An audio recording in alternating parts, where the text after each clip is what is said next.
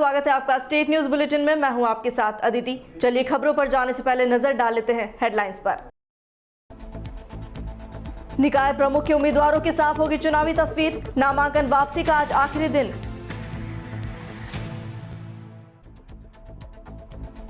राजस्थान में एसआई के 859 पदों पर भर्ती, 9 फरवरी से ऑनलाइन आवेदन कर सकेंगे अभ्यर्थी।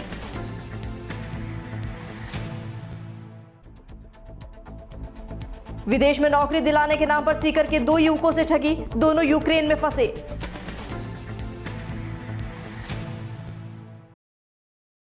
अब खबरें विस्तार से।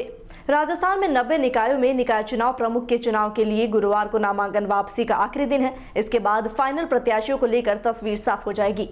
राजस्थान के 90 निकायों में निकाय प्रमुखों को लेकर गुरुवार को तस्वीर साफ हो जाएगी। चुनाव के लिए गुरुवार को नामांकन वापसी का आखिरी दिन है। प्रत्याशी दोपहर 3 बजे तक नामांकन वापस ले सकेंगे। इसके बाद फाइनल प्रत्याशियों की सूची जारी होने के बाद चुनावी तस्वीर साफ होगी। निकाय प्रमुखों के चुनाव में कितने उम्मीदवार अब चुनाव मैदान में होंगे, ये साफ हो जाएगा। 7 फरवरी को सुबह 10 बजे से दोपहर 2 बजे तक मतदान होगा। उसके तुरंत बाद मतगणना होगी और परिणाम जारी किया जाएगा।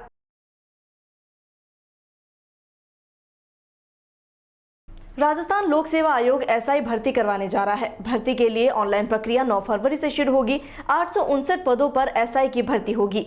आयोग ने विज्ञप्ति जारी कर भर्ती से संबंधित विस्तृत दिशा निर्देश जारी किए हैं, जिसके अनुसार 859 पदों में उप निरीक्षक के 746, उप निरीक्षक आईबी के 64, प्लाटून कमांडर आरएससी के 38 और उप निरीक्षक एमबीसी के 11 पद शामिल हैं। भर्ती के लिए आयु सीमा न्यूनतम 20 वर्ष और अधिकतम 25 वर्ष से कम रखी गई है। विभिन्न आरक्षित वर्गों के अभ्यर्थियों को नियमानुसार आयु सीमा में 5 से 10 वर्ष तक की छूट दी गई है। शैक्षणिक योग्यता सहित अन्य विवरण आयोग की वेबसाइट पर उपलब्ध कराए गए हैं। 4 वर्ष बाद अब ये भर्ती निकाली गई है, जिससे प्रदेश के लाखों अभ्यर्थियों को इंतजार था। सीकर जिले के 2 युवकों को यूक्रेन में होटल मैनेजमेंट की अच्छी नौकरी दिलाने के नाम पर ठगी का मामला सामने आया है। दोनों युवक करीब 1 महीने से यूक्रेन में फंस गए हैं। जानकारी के मुताबिक सीकर के रहने वाले आशीष शर्मा और सूर्य प्रताप सिंह ने होटल मैनेजमेंट का कोर्स किया था। इन दोनों ने विदेश में अच्छी नौकरी पाने के लिए वहां भेजने वाली एजेंसियों से संपर्क किया। इसी दौरान सीकर के ही चंद्रशेखर ने दोनों को कहा कि हरियाणा की राइजिंग ओवरसीज नाम की कंपनी यूक्रेन में होटल मैनेजमेंट की नौकरी दिलाती है। इसके बाद ये दोनों कंपनी के संचालकों से मिले।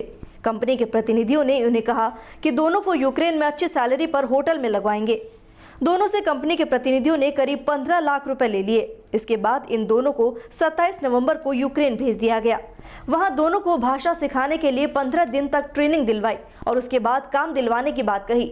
ट्रेनिंग पूरी होने के बाद भी दोनों को वहां काम नहीं मिला, तो दोनों ने कंपनी प्रतिनिधियों से संपर्क किया, जिन्होंने कोई जवाब नहीं दिया। अब दोनों वहीं पर फंसे हैं। वहीं आशीष शर्मा के पिता ने शहर कोतवाली में रिपोर्ट दर्ज कराई है। फिलहाल पुलिस पूरे मामले की जांच कर रही है। खबर जोधपुर से, जहां बिलाड़ा के खेजड़ा निवासी 23 साल के जवान लक्ष्मण जम्मू कश्मीर की सीमा पर पाकिस्तान सीज फायर उल्लंघन में शहीद हो गए। जवान का कल पैतृक निवास पर अंतिम संस्कार होगा। बताया जाता है कि पाकिस्तानी फायरिंग में जोधपुर के बिलाड़ा तहसील के निवासी लक्ष्मण गंभीर अवस्था में घायल हो गए, जिन्हें सेना के हॉस्पिटल ले जाया गया, जहां उनकी मृत्यु हो गई। जानकारी के अनुसार पाक फायरिंग में शहीद हुए जवान लक्ष्मण ने बुलंद हौसले और जबरदस्त बहादुरी से पाकिस्तानी फायरिंग का मुंह तोड़ जवाब दिया। इस साल नियंत्रण रेखा पर पाकिस्तान द्वारा संघर्ष विराम का उल्लंघन किया गया, जिसमें राजस्थान के जोधपुर जिले के खेजड़ला गांव के निवासी लक्ष्मण पिचकिया शहीद होने वाले चौथे जवान हैं। पाकिस्तान द्वारा की गई गोलाबारी में लक्ष्मण गंभीर रूप से जख्मी हुए। पश्चात उपचार के दौरान उनकी मृत्यु हो गई। गांव में शोक की लहर दौड़ पड़ी। पूरा गांव शोक में डूबा। राजकीय विद्यालय में अवकाश रखे और सभी व्यापारियों ने अपने प्रतिष्ठान भी बंद किए। जानकारी के अनुसार मृतक लक्ष्मण का शव शुक्रवार प्रातः गांव पहुंचेगा। इसके पश्चात अंतिम संस्कार किया जाएगा। नमस्कार, मैं डीपी न्यूज़ से रामप्रकाश ख्वाजा। आज हमारे जोधपुर जिले के खेजला निवासी शहीद लक्ष्मण जी पिचकिया आज देश के लिए अपना बलिदान दे चुके हैं और इस वक्त हम आज इस मौजूद इसके पैतृक गांव के अंदर खड़े हैं और ये जो गांव के अंदर बिल्कुल सन्नाटा छाया हुआ है और गांव में शौक की लहर छाई हुई है और बिल्कुल मैं आपको दिखाऊंगा कि सारा मार्केट, जो भी दुकानें, प्रतिष्ठान बंद है और गांव के लोग जगह जगह पर अपने गांव में पैतृक शरीर आने के इंतजार में कुछ घड़ियों का इंतजार कर रहे हैं। कब तक हमारे बीच ये पैतृक आए और जयकारे के नारे लगाने, गोली लगने से उसको शहीद हो गए जवान लक्ष्मण अभी तक परिजनों के पास सूचना नहीं मिलने पर हम गांव के अंदर भी खड़े हैं और हमारे पीछे काफ़ी गांव के लोग भी शामिल हैं और गांव से भी हम मैसेज करेंगे कि भाई ये कितने दिन कब से ये फौज के देश की सेवा करा था जी। क्या नाम है सर आपका? लक्ष्मण जी, जो आपकी एक बहुत एक गाँव के बीच आज बहुत शोक की लहर छाई हुई है और गाँव के आंसू भी बंद टपक रहे हैं और गांव के चूल्हे भी बंद हो चुके हैं और आप गांव के कुछ गरीब के इंतजार में खड़े हैं। तो आज उस बीच जो आपके गांव का लाल जो शहीद हुआ है और उसकी पैठ का इंतजार कर रहे हैं, तो सर आप उसके बारे में क्या जानकारी है सर आपके पास? उसके माता पिता को भी बार बार मैं धन्यवाद देता हूँ और आज शहीद हुआ है तो गांव का भी नाम भी रोशन हुआ है। तो बात यही क्या कहते हैं, बहुत प्रथम बार ये बता रहे हैं लक्ष्मण जी कि ये हमारे बिलड़ा तहसील के अंदर जो खेजला के अंदर पहला शहीद है, 17.5 साल की उम्र में अपने देश की सेना में भर्ती हो गया था।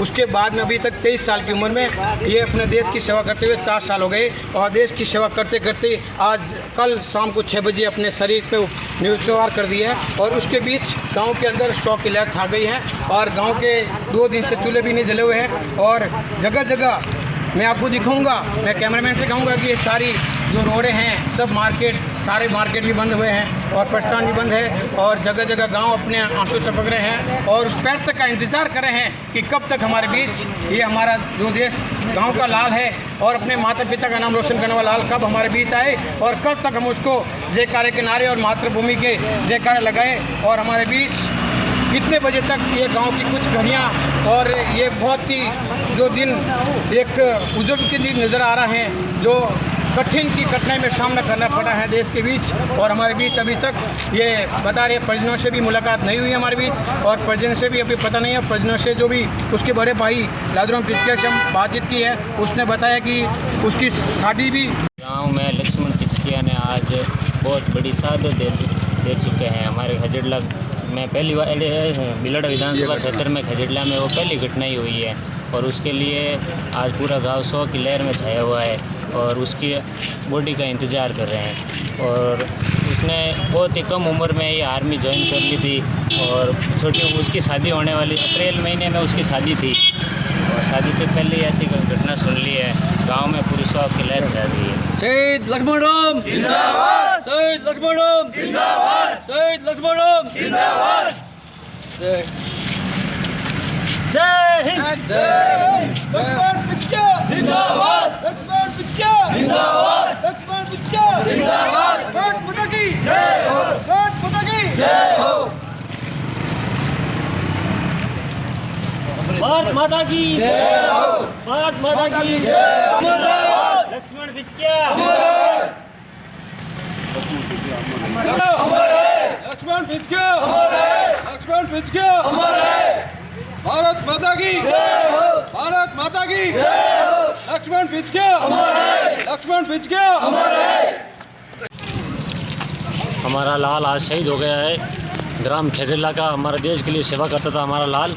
भारत माता के काम आ गए, हम उसका इंतज़ार कर रहे हैं। हमारे लाल की पार्टी कब तक आएगी। हमारे गांव के अंदर सन्नाटा छाया हुआ है, सभी शोक की लहर में खड़े हुए हैं। हमारा ग्रामीण सभी से हमारे जो भी भाई बहन सभी खड़े हैं, हम उनके इंतज़ार कर रहे हैं हमारे लाल की कब तक पार्टी आएगी। और यहाँ खेजला गाँव के अंदर शोक की लहर छा गई है, हम उन्हीं का इंतज़ार कर रहे हैं। शहीद लक्ष्मण राम जिंदाबाद, शहीद लक्ष्मण राम जिंदाबाद, शहीद लक्ष्मण राम जिंदाबाद।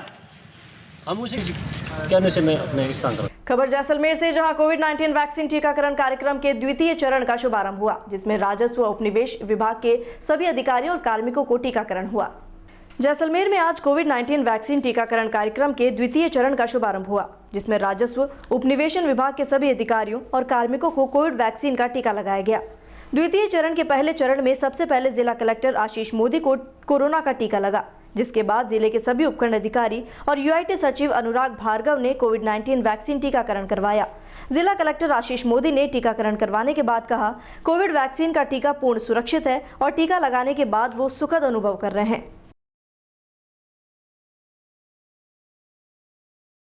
फेज़ में हमने सारे हेल्थ केयर वर्कर्स को लगाया था उसके बाद फर्स्ट फेज़ कंप्लीट होने के बाद आज फ्रंटलाइन वर्कर्स की शुरुआत की गई है, जिसमें रेवेन्यू ऑफिशियल सर्वप्रथम आगे आकर के वैक्सीनेशन करवा रहे हैं। मैंने भी आज वैक्सीनेशन करवाया और लगभग आधा घंटा गुजरने के बाद अभी तक कोई एडवर्स इफेक्ट्स नहीं हैं और अब तक हमने जितने भी वैक्सीनेशन कराए हैं ज़िले में कोई भी एडवर्स इफेक्ट्स रिपोर्ट नहीं हुए हैं।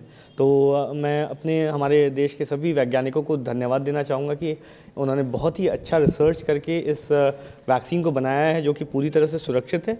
और जिस तरह से 2020 में हमें कोरोना से जूझते वक्त काफ़ी परेशानियां हुई थी और काफ़ी ज़्यादा कोरोना का फैलाव हो गया था, उसको रोकने में, उससे लड़ने में ये कारगर साबित होगी। और मैं सब लोगों से अपील करता हूं कि पूरी तरह से सुरक्षित इस भारतीय वैज्ञानिकों द्वारा डेवलप्ड वैक्सीन को आप आगे आकर के लगवाएं और कोरोना से लड़ने में हमारे सहयोग करें।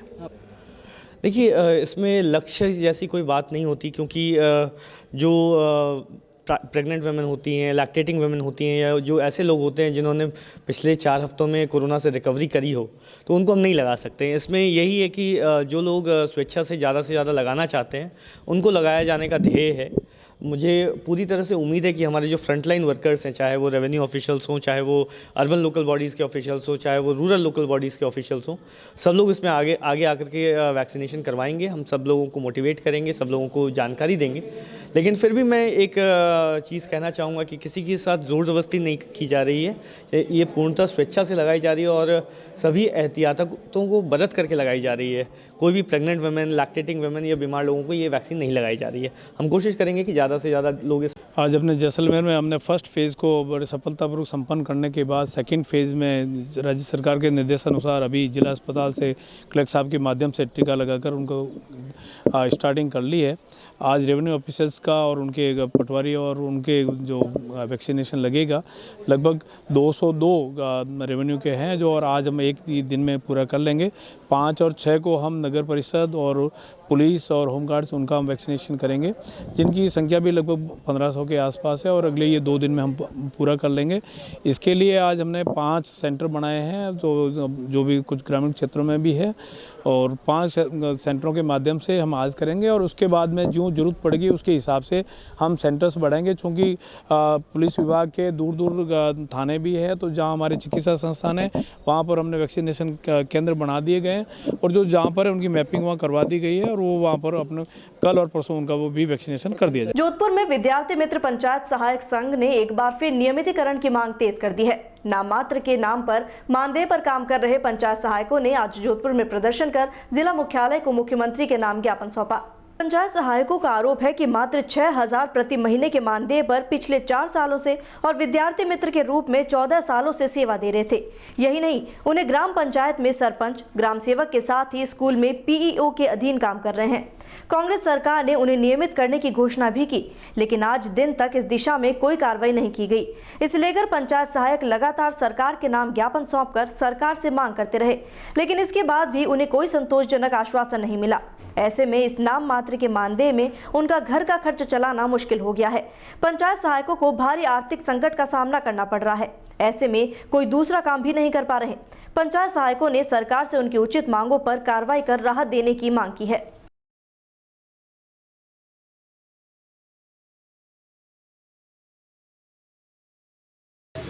आज सीएम साहब के गृह जिले से हम ये संदेश देना चाहते हैं कि गांधीवादी तरीके से हम ये मांग करना चाहते हैं कि भाई जो कमेटी हमारे सरकार ने संविदा कर्मचारियों के लिए गठित की गई है उसका खुलासा किया जाए। हमारे बजट सत्र में राजस्थान विद्यार्थी मित्र पंचायत सहायक संघ उम्मीद करता है कि नियमितीकरण स्थायीकरण किया जाए। तरुण चितारा, जिलाध्यक्ष, राजस्थान विद्यार्थी।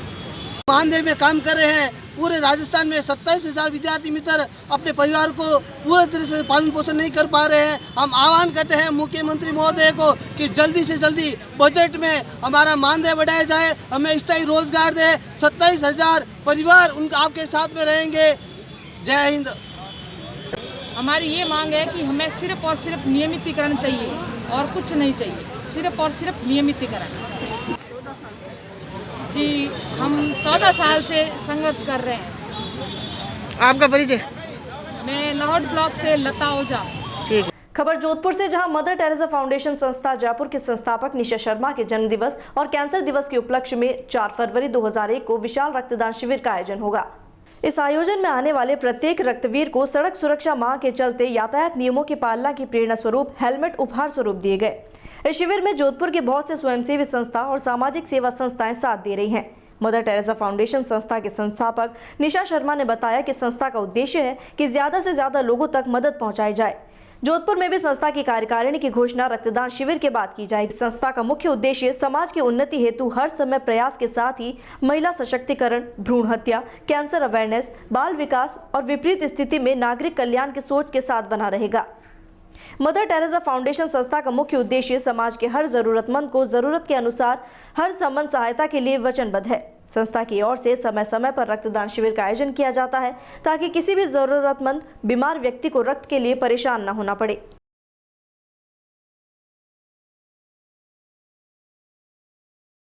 खबर चूरू से, जहां बीदासर में कैलाश नायक आत्महत्या प्रकरण में आरोपियों की गिरफ्तारी की मांग को लेकर भीमसेना ने प्रदर्शन किया। बुधवार को उपखंड मुख्यालय पर प्रदर्शन कर ज्ञापन सौंपा। प्रदर्शन के बाद भीमसेना और भीम आर्मी के नेतृत्व में ग्रामीणों ने मुख्यमंत्री के नाम तहसीलदार को ज्ञापन सौंपा। 4 सूत्रीय मांगों को लेकर दिए गए ज्ञापन में ग्रामीणों ने पुलिस और आरोपियों पर मिलीभगत का आरोप लगाते हुए पीड़ित परिवार को 25 लाख की आर्थिक सहायता देने की मांग की है। गौरतलब है कि बीदासर के गांव बेनाथा के कैलाश नायक ने 16 जनवरी को आत्महत्या कर ली थी, जिसके बाद मिले सुसाइड नोट में पूर्व उप सरपंच थान सिंह राजपूत सहित 3 अन्य का नाम शामिल है।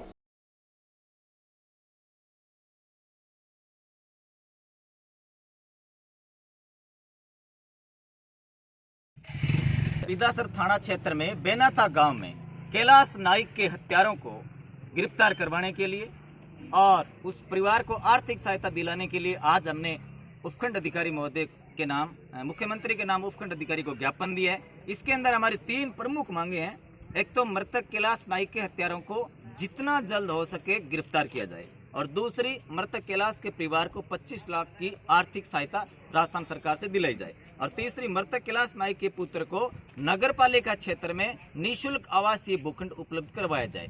मैं थोड़ा विस्तार से बता दूं, ये जो घटना घटी है उसके अंदर आरोपियों के साथ साथ पुलिस भी दोषी है, क्योंकि ये व्यक्ति पुलिस के पास गया था अपनी फरियाद लेकर के, लेकिन पुलिस ने नहीं सुनी। अगर उस दिन पुलिस ने सुन ली होती तो ये इतनी बड़ी घटना नहीं होती। इसलिए मैं प्रशासन से मांग करता हूं पुरजोर से कि साहब घटना को हल्के में ना लेवे।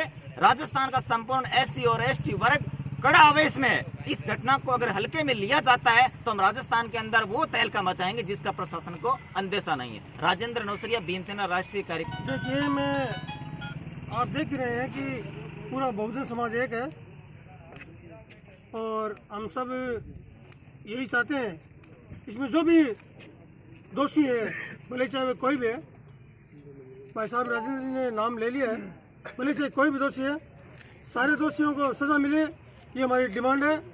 और समाज में बहुत बड़ा आक्रोश है। समाज ये चाह रहा है, यदि न्याय नहीं मिला तो हम लोग घेराव करेंगे शासन और प्रशासन का, दोनों का। ये बात है और ये आखिरी सांस तक रहेगा, और समाज किसी भी सूरत में बर्दाश्त नहीं करेगा ऐसे अन्याय को। खबर पावटा से, जहां निकटवर्ती नगरपालिका विराटनगर में बुधवार को नवनिर्वाचित नगरपालिका बोर्ड की मीटिंग का आयोजन किया गया, जिसमें विकास सहित तमाम मुद्दों पर चर्चा हुई। विधायक इंद्राज गुर्जर के मुख्य आतिथ्य और विराटनगर नगरपालिका चेयरमैन सुमिता सैनी बेबरवाल की अध्यक्षता में नवनिर्वाचित नगरपालिका बोर्ड की मीटिंग का आयोजन हुआ। मीटिंग में नगरपालिका के वार्षिक बजट अनुदान वित्तीय वर्ष 2021-22 के विषय पर चर्चा और नगरपालिका क्षेत्र में साफ सफाई व अन्य विकास कार्यों के मुद्दों पर चर्चा और विचार विमर्श किया गया। वहीं विधायक इंद्राज गुर्जर ने मीटिंग में पार्षदों की ओर से उठाई गई समस्याओं के जल्द निस्तारण से संबंधित अधिकारियों को निर्देश दिए। इस दौरान विभागों के कई आला अधिकारी मौजूद रहे। पावटा के निकटवर्ती ग्राम पंचायत प्रागपुरा क्षेत्र ने प्राथमिक स्वास्थ्य केंद्र में बुधवार को कोविड-19 टीकाकरण कार्यक्रम का शुभारंभ हुआ। पहले दिन 82 लोगों को टीकाकरण होना था, लेकिन 51 लोग ही शामिल हुए। प्रागपुर PHC डॉक्टर सतीश शर्मा की उपस्थिति में रामेश्वर प्रसाद द्वारा विश्लेषण करवाते हुए PHC प्रागपुरा पर कार्यरत नंदिता शर्मा लाभार्थियों को वेरीफाई कर तथा रंजिता चौधरी ANM द्वारा टीकाकरण करते हुए सर्वप्रथम नोडल अधिकारी रविकांत जांगीड़ को कोविशील्ड वैक्सीन का टीका लगाया गया। इसके बाद गुप्ता हॉस्पिटल निदेशक डॉक्टर रवि गुप्ता और अंजलि गुप्ता और संजीवनी हॉस्पिटल डॉक्टर सुरेंद्र यादव को वैक्सीन इंजेक्शन लगाए जाने के बाद आधे घंटे तक डॉक्टरों की टीम की निगरानी में रखा गया। उन्होंने कहा जिन लोगों को आज पहली डोज का इंजेक्शन लगा है उन्हें 28 दिन बाद दूसरी डोज लगाई जाएगी। पहले दिन 82 लोगों को वैक्सीन का इंजेक्शन लगना था, लेकिन शाम 4:30 बजे तक 51 लोगों को ही टीकाकरण किया गया।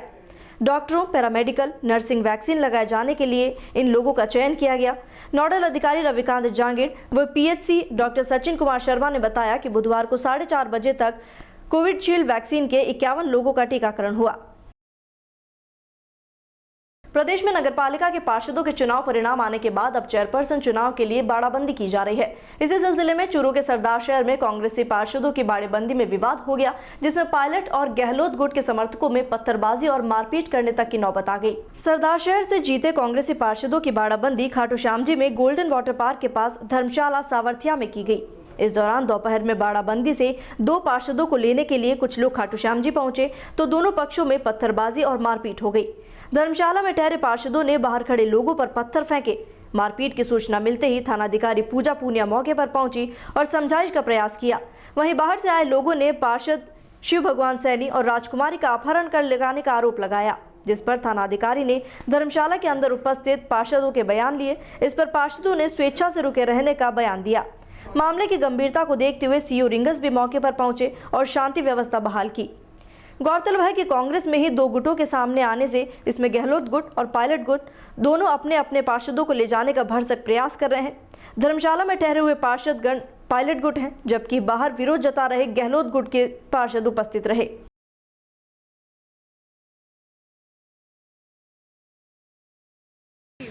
पक्ष के हैं, दोनों एक ही पार्टी से बिलोंग करते हैं और ये एक पक्ष दूसरे पक्ष में जो इनके रिलेटिव थे उनसे मिलना चाह रहे थे और इस बात पे इनकी झड़प हो गई थोड़ी और यहाँ शांति व्यवस्था भी जाब्ता लगा दिया। की पार्टी के हैं, लेकिन दो में गुटबाजी हो गई। सुबह तो आपस में तो मैं वो किया तो पहुँच गई है पुलिस और कई जगह लगे हुए हैं। खंडेला के यहाँ पे हैं, उदयपुरवाटी के हैं, तारानगर के हैं, काफ़ी जगहों के यहाँ पे बाड़ाबंदी कर रखी है। तो सबको चेक कर रखा हमने। इनका जो विवाद हुआ था वो आपसी है, वही कुछ ज़्यादा बड़ा नहीं है, लेकिन फिर भी हमने यहाँ पे जाब्ता बढ़ा दिया है, केस में लगा रखे हैं। यहाँ पर दोनों तरफ से कहीं ना पत्थरबाजी और गमलेबाजी, तरफ से गमले फेंके हैं तो इनको समझा दिया, चले गए अपने। इसमें कोई सख्ती थोड़ी हुई थी कोई? ना ऐसा कुछ नहीं, एक ही पार्टी के हैं, एक ही गुट के हैं। Thank you sir. इसी के साथ ही फिलहाल स्टेट न्यूज बुलेटिन में इतना ही। देश और दुनिया की तमाम खबरों के लिए बने रहिए डीपीके न्यूज के साथ। नमस्कार।